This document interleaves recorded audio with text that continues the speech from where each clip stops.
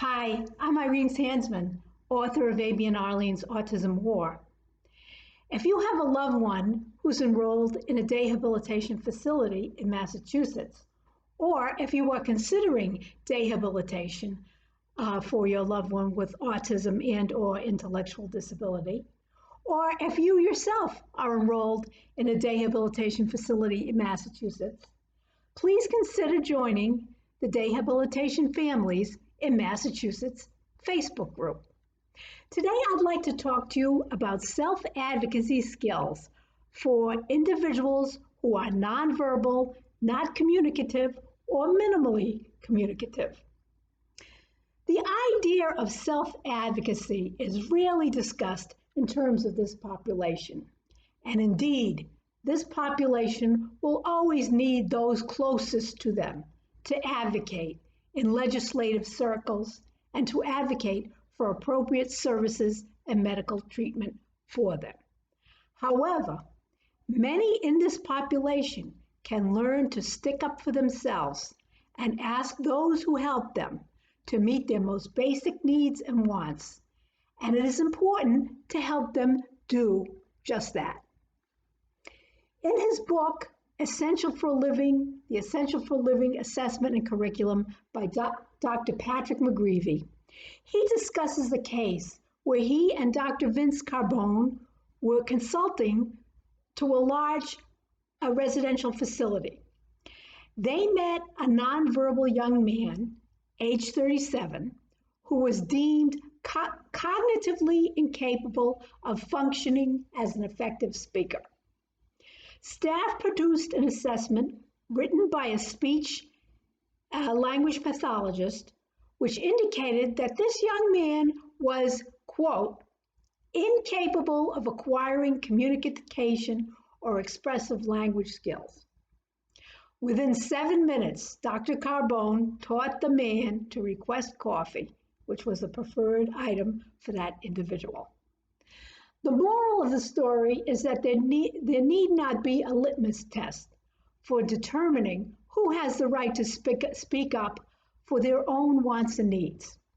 Everyone deserves this opportunity and the opportunity to learn these skills.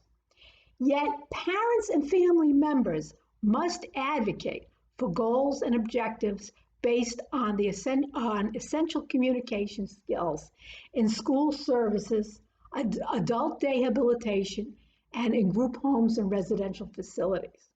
This is not something that is given. You have to fight for it.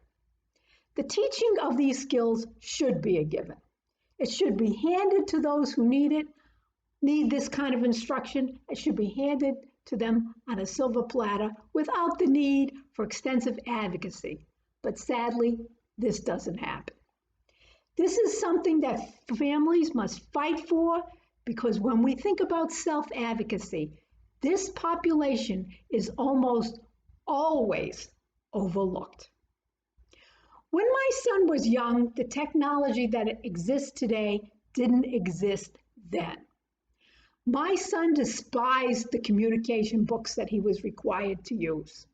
However, today, he is happy to use an iPad to communicate. I believe that has to do with the sound output, the iPad's ease of use, and the fact that you can watch Disney Plus on the device.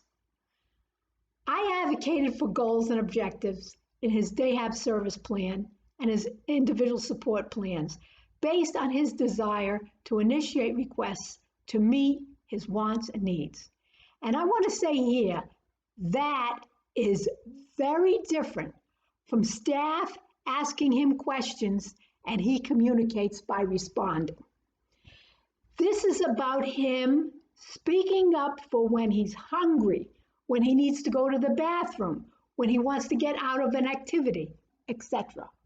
He must initiate the conversation without someone asking something like, "What do you want?" I noticed that in adult DDS services in Massachusetts and in Mass Health DayHab services, there are individuals who might benefit from augmentative communication who don't have access to the latest technology that can help them, or instruction on the use of augmentative communication technology. This is discriminatory. Access to the means for self-advocacy is an accommodation that should be given to those who need it. But sadly, this isn't the case for our most vulnerable citizens. I hope this video has been helpful to you. Thank you for watching, and I'll see you on the next one.